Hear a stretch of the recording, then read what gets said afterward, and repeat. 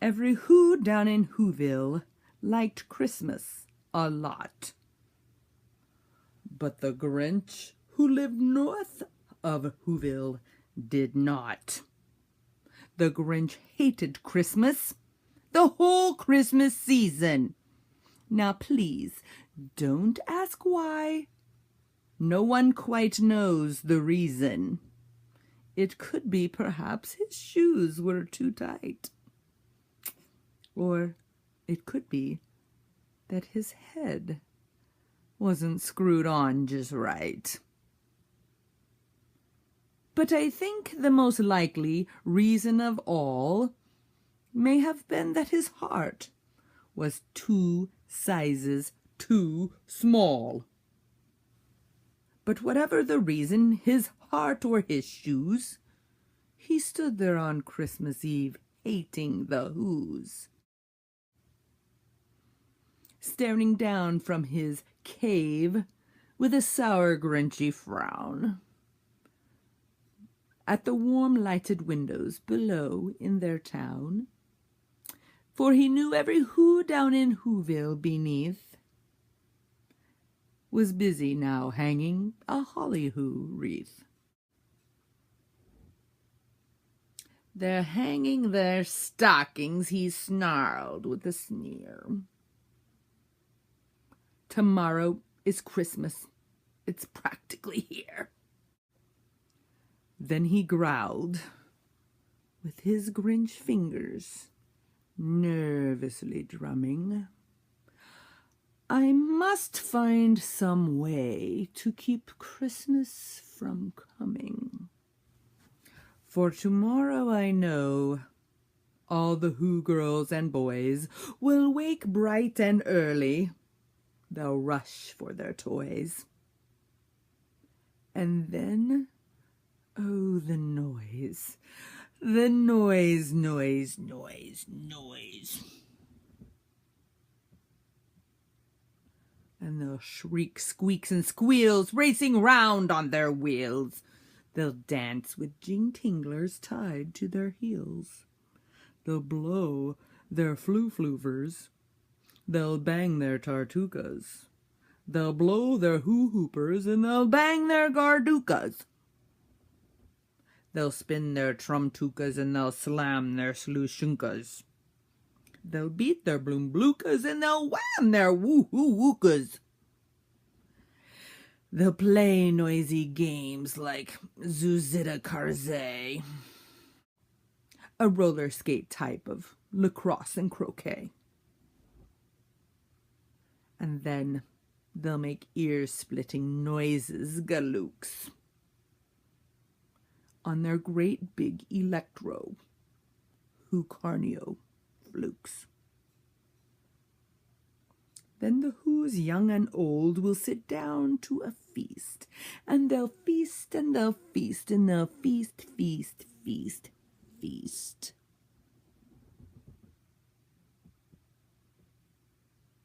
They'll feast on Who pudding and rare Who roast beast.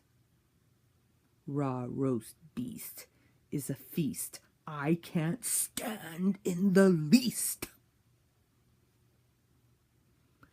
And then they'll do something I hate most of all. Every Who down in Whoville, the tall and the small, they'll stand close together with Christmas bells a-ringing. They'll stand hand in hand, and those Whos will start singing. And they'll sing, and they'll sing, and they'll sing, sing, sing, sing.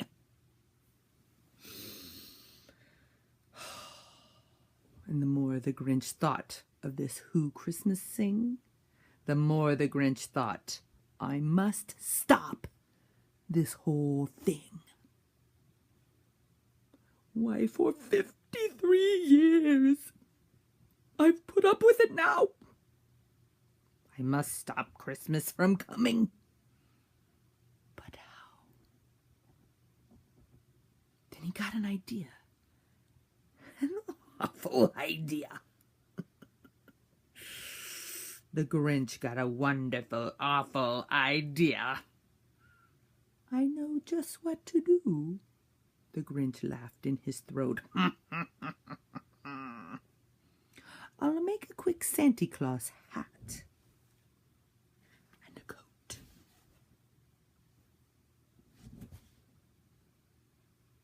He chuckled and clapped. What a great Grinchy trick.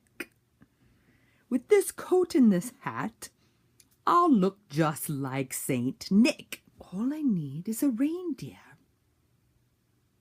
The Grinch looked around. But since reindeer are scarce, there was none to be found. Did that stop the Grinch? Oh, no. The Grinch simply said, if I can't find a reindeer, I'll make one instead. So he took his dog Max, and he took some black thread, and he tied a big horn on the top of his head. Then the Grinch said, "Giddy up!" and the sleigh started down toward the homes where the Who's lay a snooze in their town. All their windows were dark, no one knew he was there. All the Who's were all dreaming sweet dreams without care. When he came to the first little house on the square. This is stop number 1. The old Grinchy Claus hissed as he climbed on the roof, empty bags in his fist. Then he slid down the chimney, a rather tight pinch. But if Santa can do it, then so can the Grinch. He got stuck only once, for a minute or two. Then he stuck out his head from the fireplace flue, where the little Who stockings hung all in a row. These stockings, he Grinched, are the first things to go. Then he slithered and slunk with a smile most unpleasant. And around the whole room he took every present. Pop guns, pampungas, pantukas and drums, checkerboards, bizbligs, popcorn and plums. And he stuffed them in bags. Then the Grinch very nimbly stuffed all the bags one by one up the chimbley. Then he slunk to the icebox as quick as a flash. Why, that Grinch even took the last can of hash. Then he stuffed all the food up the chimney with glee. Now, grinned the Grinch, I will stuff up the tree. As the Grinch took the tree, as he started to shove, he heard a small sound like the coo of a dove. He turned around fast and he saw a small Who, Cindy Lou Who was no more than 2. She stared at the Grinch and said, Santa Claus, why? Why are you taking our Christmas tree? Why? But you know that old Grinch was so smart and so slick, he thought up a lie, and he thought it up quick. Why, my sweet little tot, the fake Santa Claus lied. There's a light on this tree that won't light on one side. So I'm taking it home to my workshop, my dear. I'll fix it up there, and I'll bring it back here. And his fib fooled the child, and he patted her head, and he got her a drink, and he sent her to bed. And when Cindy Lou Who was in bed with her cup, he crept to the chimney and stuffed the tree up. Then he went up the chimney himself, the old liar, and the last thing he took was the log for their fire. On their walls he left nothing but hooks and some wire. And one speck of food that he left in the house was a crumb that was even too small for a mouse. Then he did the same thing to the other Who's houses, leaving crumbs much too small for the other Who's mouses. It was 1/4 of dawn, all the Who's still abed, all the Who's still a snooze when he packed up his sled. Packed it up with their presents, their ribbons, their wrappings, their snoof and their fuzzles, their tringlers and trappings. 10,000 feet up the side of Mount Crumpet, he rode with his load to the tip-top to dump it. Pooh-pooh to the Who's, he was grinchily humming. They're finding out now, no Christmas is coming. They're just waking up, and I know just what they'll do. Their mouths will hang open a minute or two, and then the Who's down in Whoville will all cry, boo-hoo.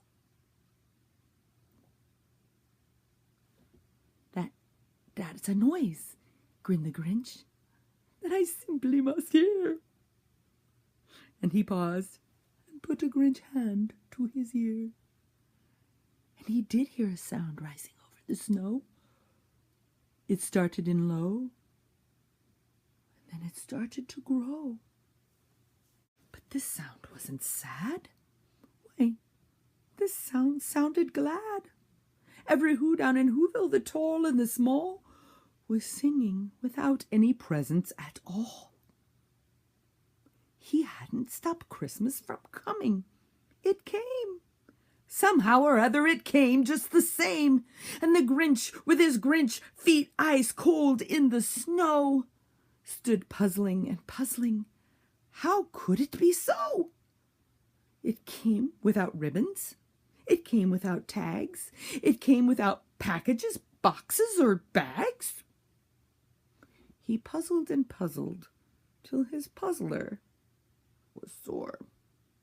Then the Grinch thought of something he hadn't before.